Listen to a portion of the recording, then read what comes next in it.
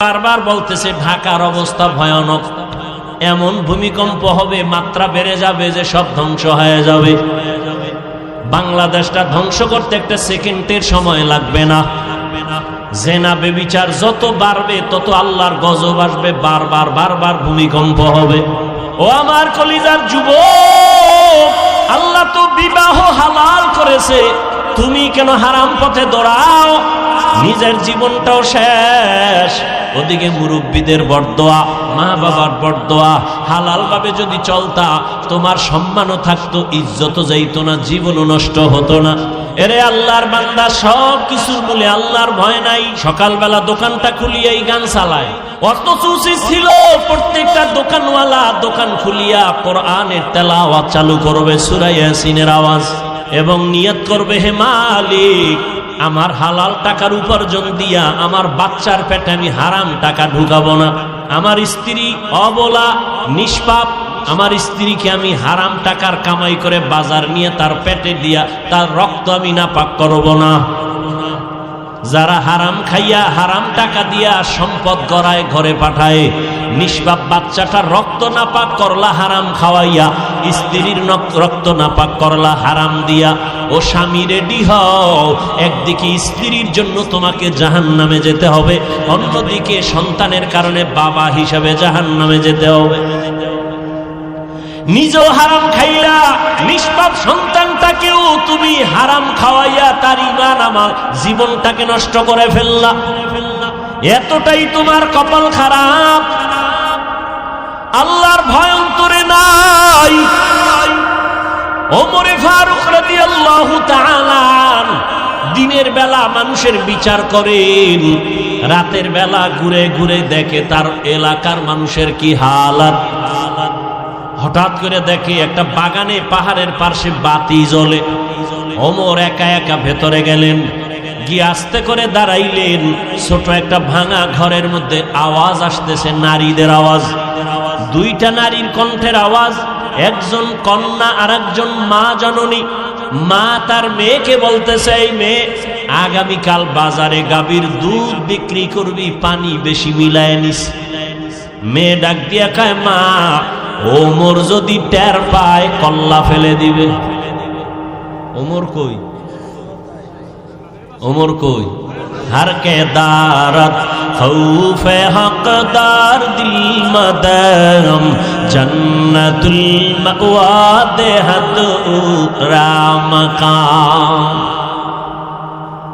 মা ডাক দিয়া কয়, মেয়ে, ওমর দেখবে না এই গভীর রাতে, কেমনে জানবে ওমর? মেয়ে কয়, মা, ওমর যদিও দেখবে না, জানবে না, তবে ওমরের আল্লাহ তো জানবেন। ওমর কই? পার্শ্বে কথা শুনে ওমর চুপচাপ চলে গেছেন।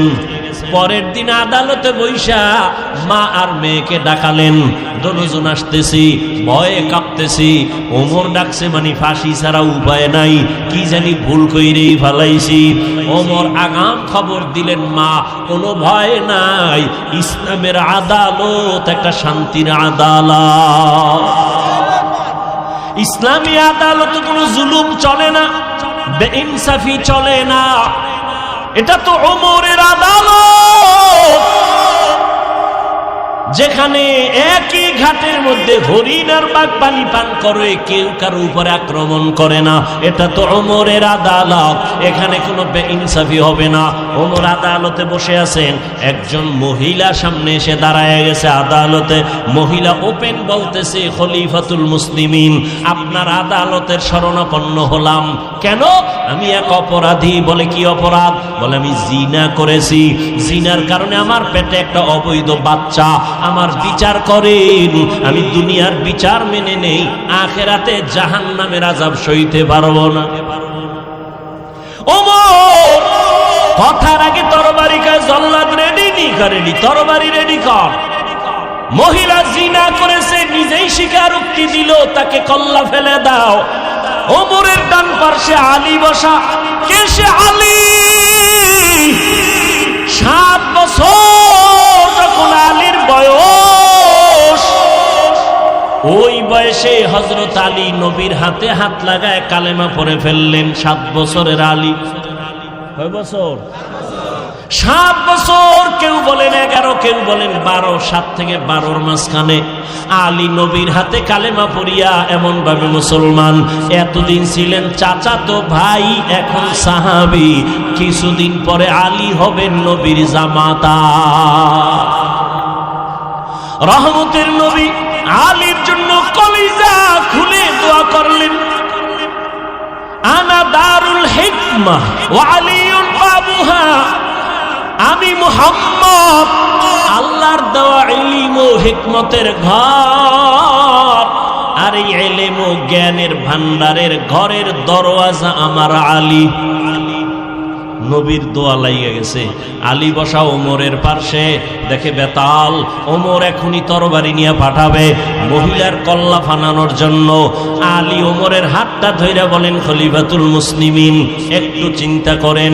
মহিলার কল্লা ফালাবেন, দোষ আছে, কিন্তু মহিলার গর্ভে যে বাচ্চাই, বাচ্চার তো কোনো দোষ নাই, এরে মারবেন কেন?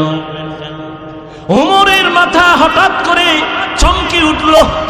ঠিকই তো, মহিলা অপরাধী, মহিলাকে জবাই করব, গর্ভের বাচ্চার তো কোনো অপরাধ নাই। ওমর কি কইব? আলীরে কয়, আমনেই ফয়সালাটা দেন। নবী যে দোয়া করে গেছে, আলীর জ্ঞান তো সীমাহীন। এলমে রায়ে জাজো করদান বেহিসাব, খলকে রাদাদান জওয়াবে বাসওয়াব, হক না দারব দোস্তে খলকা জারেরা, নিস্তে ই খসলত কে দিনদারেরা। আলী ফয়সালা দেয়। আলী বলেন, আম্মা জান, নির্ভয়ে নির্বিঘ্নে নির্দ্বিধায় আপনি আরামে বাড়ি চলে যান। বাড়ি যাইয়া আরামে খাবেন, ঘুমাবেন। সন্তানটা যেন সুন্দরভাবে দুনিয়াতে আসে। দুনিয়াতে সন্তান যখন ভূমিষ্ঠ হবে, সুন্দরভাবে হক আদায় করে লালন পালন করবেন। সন্তানটা বড় হবে।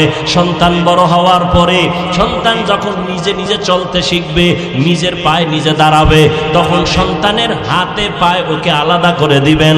সব কমপ্লিট করার পর আপনি যখন একা হয়ে যাবেন, তখন আদালতে আসবেন, আপনার একার বিচার হবে, সন্তানের উপরে বেইনসাফি হবে না।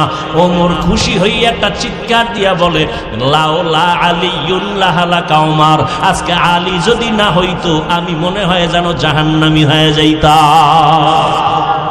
हर के दारत खौफ हक दार दिल मदाम, जन्नतुल मअवा देहत रामकाम।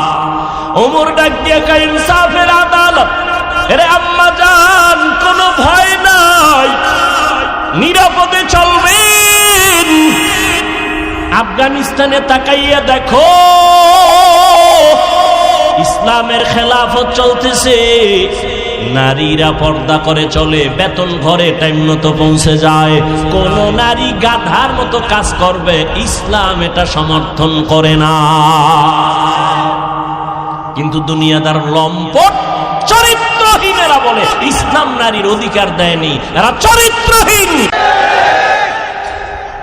দুনিয়ার কোন ধর্মে, কোন সংবিধানে ইসলাম ছাড়া নারীর সম্মান দেয় না। সব ধর্মে নারীকে অপমান করেছে, একমাত্র ইসলাম ধর্মে নারীর সম্মান দিয়েছে।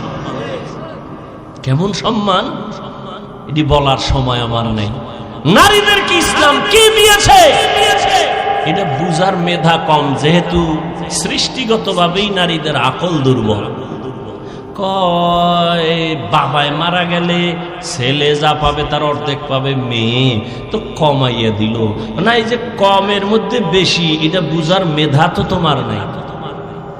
ছেলে বাবার একদিক থেকে পাইলো, আর কোথাও পাবে না। ওরে মা, তুমি কোথায় কোথায় পাইছো জানুনি? বাবা তোমাকে বিয়া দেওয়ার আগ পর্যন্ত, স্বামীর ঘরে দেওয়া পর্যন্ত বাবা দিবে, খালি দিবে, খালি দিবে। স্বামীর ঘরে যখন যাইবা, তখন স্বামী তোমাকে বিদেশ নিবে, ওমরা করাবে, হজ করাবে, কাপড় কিনে দিবে, বিল্ডিং বানাবে, হাতের স্বর্ণ কানের স্বর্ণ তোমাকে অলংকার দিবে। যখন তোমার স্বামী দুনিয়া থেকে চলে যাবে, সন্তান আল্লাহ দিবেন, সন্তান তোমাকে দিতে থাকবে মা হিসাবে, জীবনটা দিয়ে দিবে সন্তান মায়ের জন্য। এখন এক মহিলা বুদ্ধি তো কম, ফট করে কয় আমার যদি স্বামীও না থাকে, আমার মা বাপ না থাকে, আমার মাইয়া ফলা না থাকে, আমার উপায় কি? ইসলামী আদালত বলে ওই নারী ঘরে থাকবে আর খাবে ঘুমাবে, সব খরচ দিবে সরকার।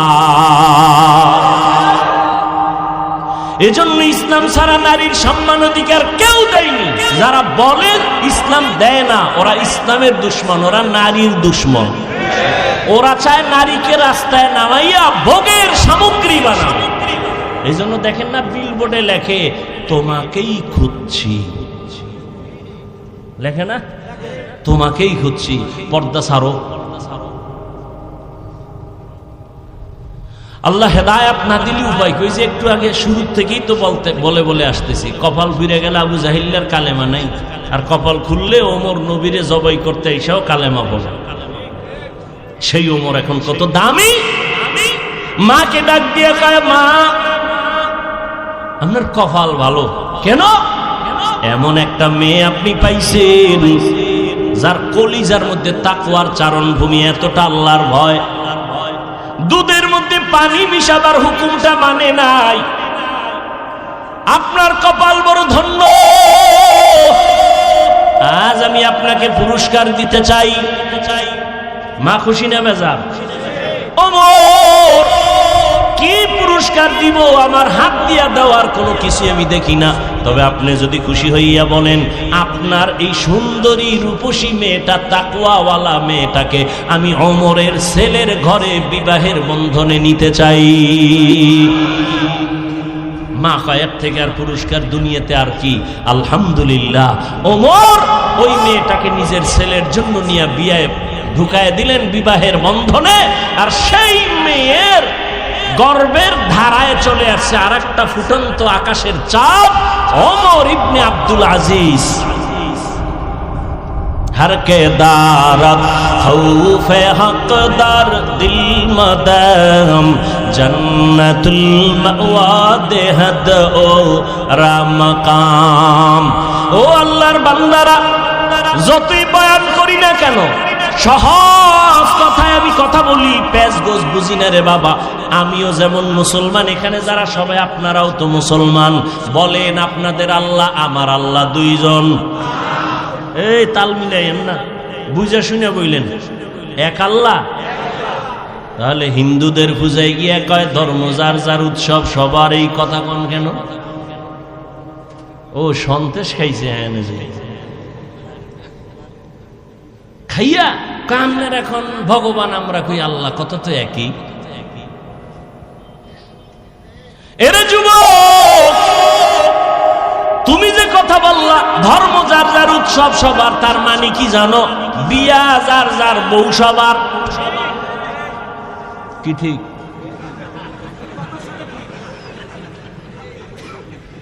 हकीकत से तो दुनिया बेखबर है, दुनिया की नुमाइश पर नजर है।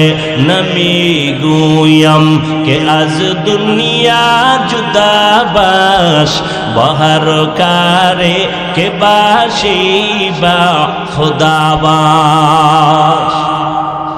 এরে যুবক, বৃদ্ধ বাবাজি, পর্দার আড়ালের আম্মা জানেরা, বোনেরা, আপনাদের আল্লাহ আমার আল্লাহ সবাই স্বীকার করেন।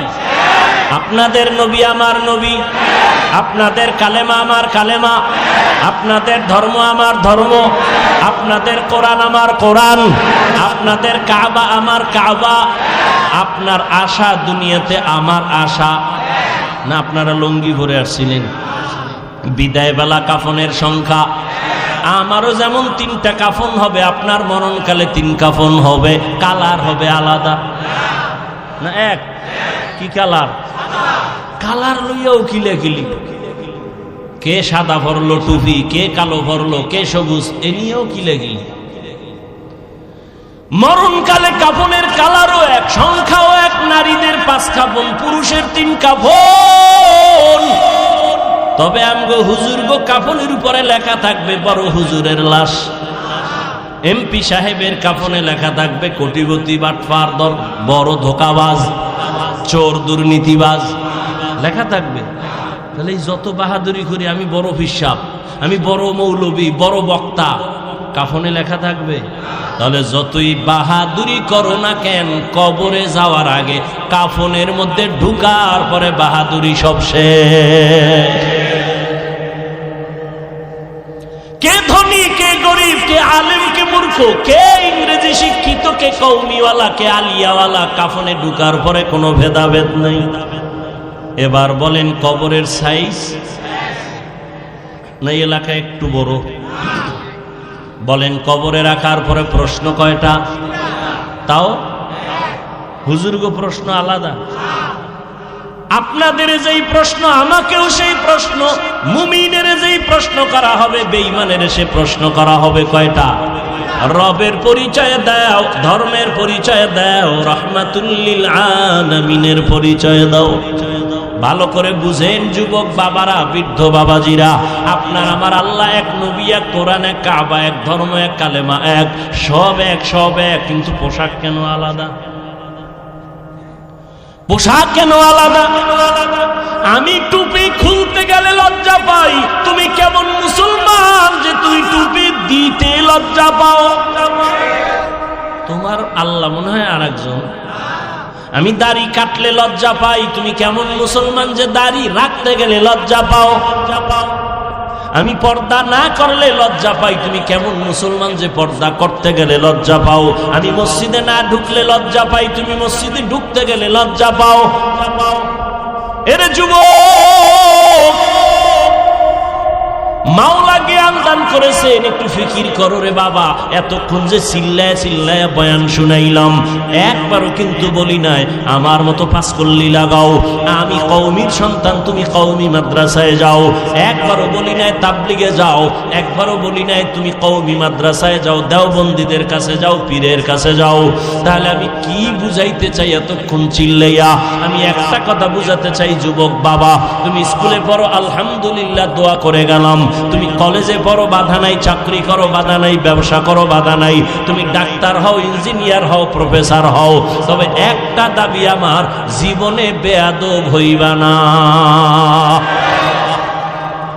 তোমার আচরণে কোনোদিন যেন মা বাবা কষ্ট না পায়, কোনোদিন যেন আলেম কষ্ট না পায়, কোনোদিন যেন তোমার শিক্ষকেরা কষ্ট না পায়। কারণ মা বাবার কলিজায় যদি আঘাত দাও, মরার আগে জীবনটা ধ্বংস হয়ে যাবে, সফলতা আসবে না।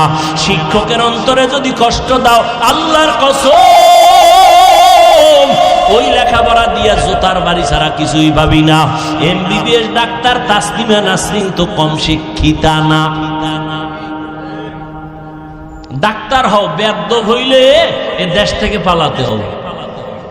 বেয়াদবি করিও না।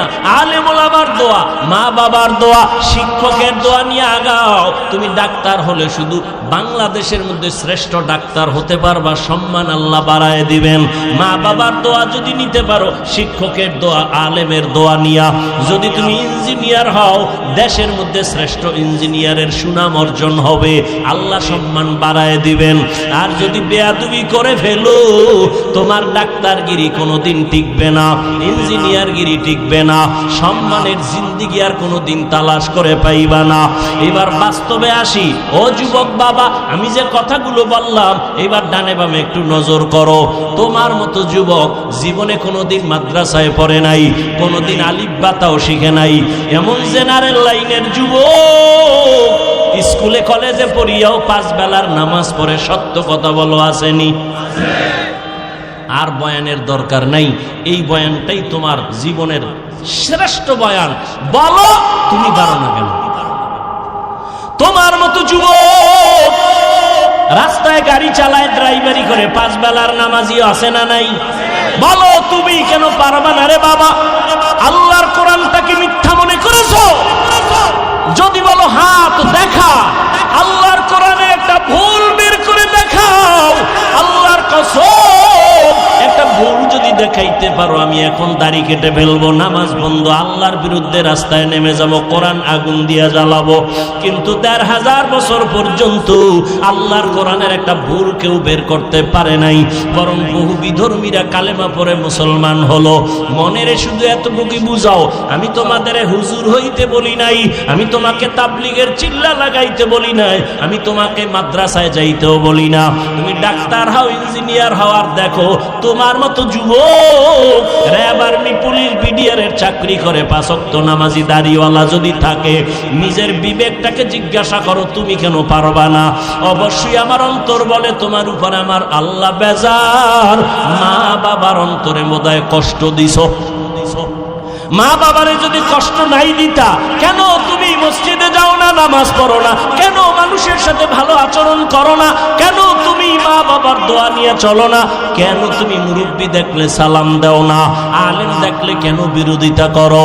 তোমার মতো যুবক তাকায়া দেখো, নদীর মধ্যে মাছ ধরে নামাজ ছাড়ে না, চাকরি করে, ব্যবসা করে, নামাজ ছাড়ে না। ও আল্লাহর বান্দা, তুমি কেন পারবা না?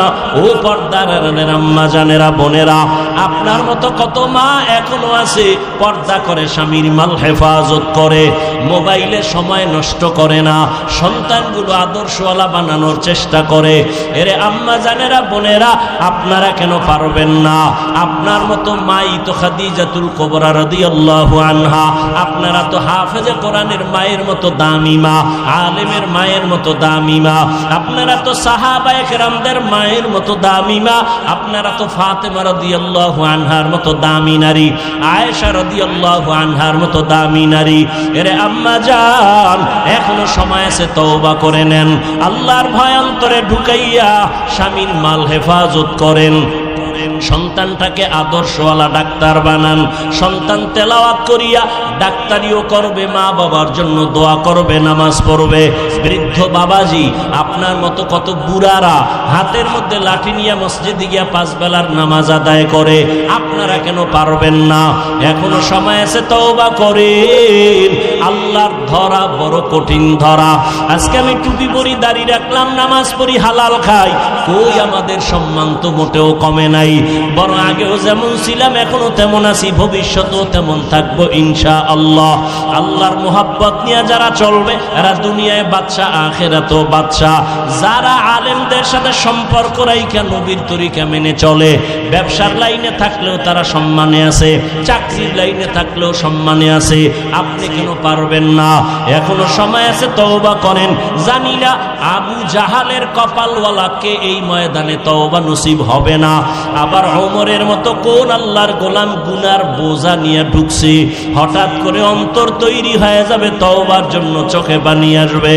ওই রকম মেজাজওয়ালারা 2 ফোঁটা চোখের পানি ছেড়ে মোনাজাতে কান্দো আর তওবা করো। মনে মনে আল্লাহকে বলো, হে মালিক, জীবনে তো নামাজ কম সারি নাই, বেপরদায় কম চলি নাই, মনে চাইছে দাড়ি কাটবো, কেটে ফেলেছি, মনে চাইছে পার্কে ঘুরবো, ঘুরতে গেছি, জীবনে তো গুনাহ কম করি নাই। আজকে থেকে তওবা করলাম, মরিয়া গেল আর দাড়ি কাটবো না, নামাজ ছাড়বো না, বেপরদায় চলবো না। মা বাবার দোয়া নিয়া, শিক্ষকের দোয়া নিয়া, ওলামায়ে কেরাম মুরব্বীদের দোয়া নিয়া, নবীজির আদর্শ মেনে জীবনটা চালাবো। তওবা করার যদি কারো অন্তর নিয়ত তৈরি হয়, মুনাফিকি না থাকে, খাঁটি তওবার নিয়ত যাদের আছে, 2 হাত আমার আল্লাহকে দেখায়া দাও।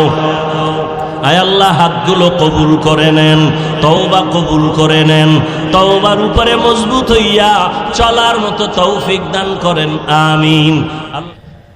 ওলামায়ে কেরামদেরকে তো সবাই মুহাব্বত করেন, কিন্তু আপনাদের দুনিয়ার লাইনে যে একটা দায়িত্ব নিবে, এটা দিবেন না।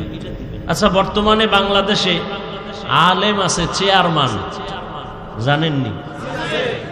আছে? খবর নেন তো তাদের। ওই ইউনিয়নের মানুষ বেহেশতের বাগানে আছে, খবর নেন। আলেম ওলামারা জনগণের দায়িত্ব নিলে কিছু হোক বা না হোক, চুরি হবে না, দুর্নীতি হবে না।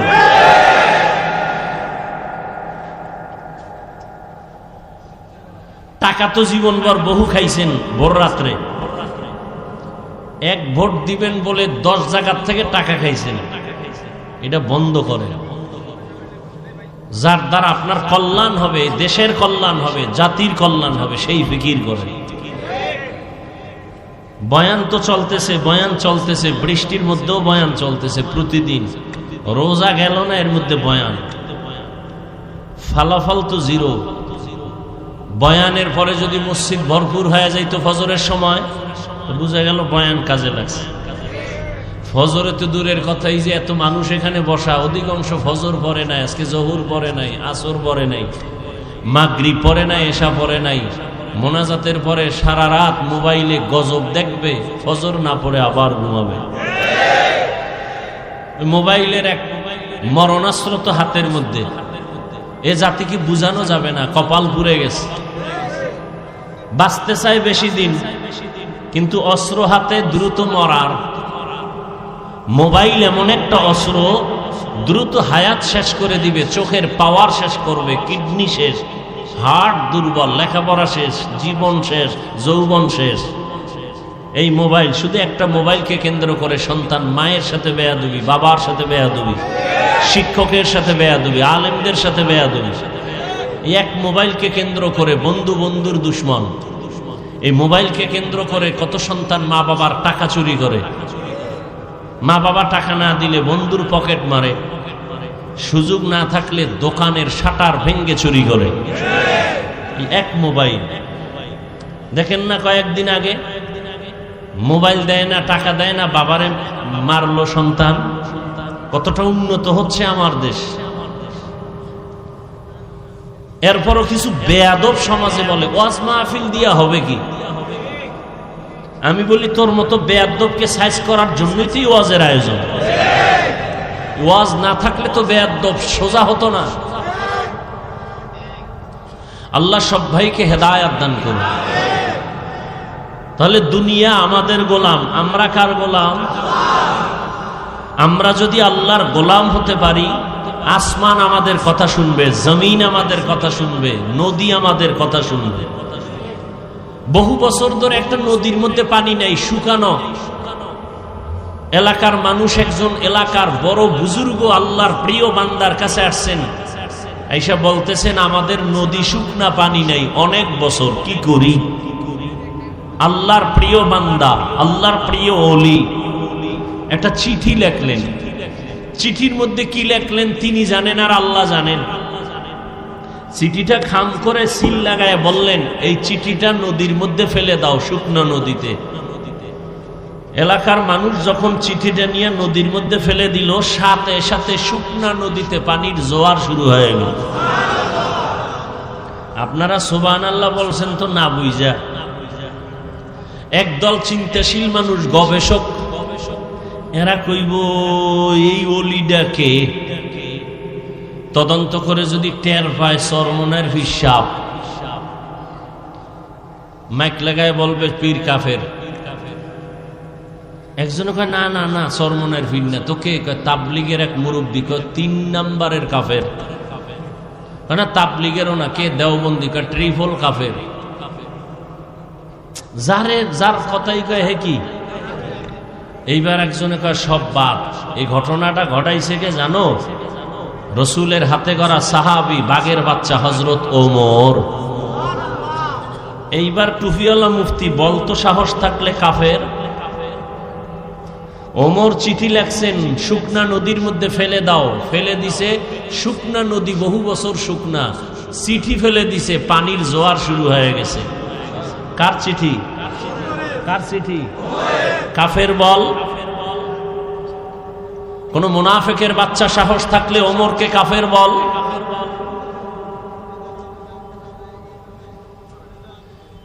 ওমর নবী? নবী না, সাহাবী। এইরকম পাওয়ারওয়ালা মানুষ কিয়ামত পর্যন্ত থাকবে জমিনে।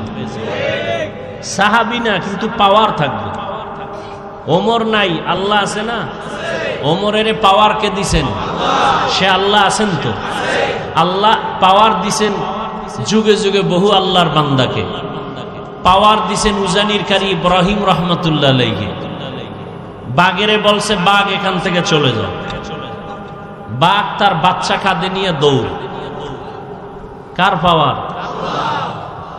আল্লাহ দিলে আপনার সমস্যা কোথায়? তবে একটা কথা, এই পাওয়ার আল্লাহ কোনো বেনামাজিকে দিবেন না।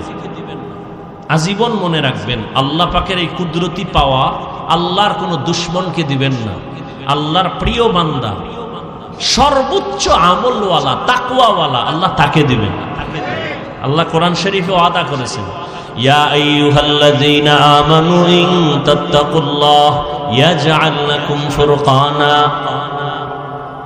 যারা মুমিনদের মধ্যে তাকওয়ার উপরে প্রচেষ্টা চালাবে, আল্লাহ বলেন আমি তাকওয়ার মুজাহাদার কারণে তাকে ফুরকান নামের পাওয়ার দান করব। পাওয়ারের নাম কি? মা মা'নাল ফুরকান হুয়া নূরুম মিন ইলাহি। ফুরকান নামের পাওয়ার কি? বলে আল্লাহর দেওয়া একটা নূরের আলো, আলো দিয়া অন্ধকার দূর করে। এই পাওয়ারটাকে হাদিসের ভাষায় নবী বলেন ফেরাসাত। قال رسول الله صلى الله عليه وآله وسلم اتقوا فراسة المؤمن فإنه ينظر بنور الله। রহমতের নবী বলেন, আল্লাহর প্রিয় বান্দাদের পাওয়ার, অন্তরের পাওয়ার বড় প্রশস্ত, তোমরা সাবধান। তুমি যা দেখো না, আল্লাহর প্রিয় গোলামরা তা অনেক দূর পর্যন্ত দেখেন, তবে চামড়ার চোখে দেখেন না, আল্লাহর দেওয়া নূরের আলো দিয়ে দেখেন। কাদের কুদরত দারি বর কামাল, আন্তা রব্বি আন্তা হাসবি যুল জালাল, তুহি কাদের জলিলুল্লাহ জাহাদার, বহর হালে তুহি মেরা নেগাহদার। ওমরকে, কপালওয়ালা ব্যক্তির নাম ওমর, যেই নবীজির একটা নজর দেখলেই জাহান্নামের আগুন হারাম। সুবহানাল্লাহ। যেই নবীজির একটা নজর মুহাব্বতের দিকে তাকাইলে 7 দিনের ক্ষুধা থাকে না।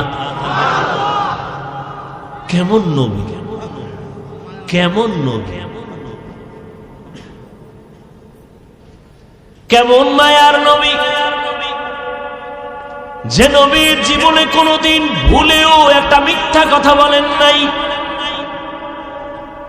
কেমন নবী আমার, জীবনে কোনোদিন একটা গালিও কাউকে দেন নাই। কেমন নবী আমার, জীবনে হাজারো গালি শুনছেন, একটা গালির জবাবও দেন নাই। এমনি মক্কার বেঈমান, ঠাডা ভাঙ্গা বেঈমান, এটি মুহাম্মদের পাগল হইছে এমনি। কেমন নবী আমার, নবীর হায়াতে কোনদিন নবী চোখ দুটো গরম করে কারো দিকে তাকান নাই। 10 বছর নবীর খেদমত করেছেন আনাস রাদিয়াল্লাহু তাআলা। আনাস বলেন, নবী কোনদিন আমাকে বলেন না 10 বছরে কাজটা এমন হলো কেন। নবী তার স্ত্রীদেরকে আপনি বলে সম্বোধন করতেন, আর এখন স্ত্রীরা স্বামীকে বলে তুই, তুমি। আপডেট হয়ে গেছে। Don't mind, free mind. কপাল পুড়ে গেছে জাতি। মানুষের সামনে নাম ধরে ডাকে হৃদয়, এদিকে হৃদয়ও ডাকে, আবার বউরে বেবি, এদিকে আয়। এমন কেন? Don't mind, free mind. আল্লাহ দিছে ছেলে, ছেলে উঠেই দেখতেছি একজনে একজনারে ডাকে হৃদয়, আর একজনারে ডাকে বেবি। ছেলেও শিখা ফেলছে, এই বেবি বাদ দে। হৃদয় ডাকে হৃদয়, টাকা দে। বাবা মায়ের জীবনের বড় আশা সন্তান আব্বু বলে ডাকবে। ফ্রি মাইন্ডে জুতার বাড়ি, আব্বুও কয় না, আম্মুও কয় না। কি করা যায়? ঘটকরে দাগ বুদ্ধি ল, কি করা যায়? মানুষ তো জুতার বাড়ি দিবে, মান সম্মান শেষ। ঘটক কয় প্রতিদিন সকালবেলা খালি পেটে 1 ঘন্টা মস্ক করবি, রিহার্সাল দিবি। ছেলেটারে মাঝখানে রেখে স্বামী আর স্ত্রী 2 পার্শ্বে বসে একজনে আর একজনারে আব্বু আর আম্মু ডাকবি। ছেলেটা শিখে শিখে দেখবি এক সময় আম্মু আব্বু শিখবে ফ্রি মাইন্ড। এরা ভদ্র সমাজের, এরা কি লোক?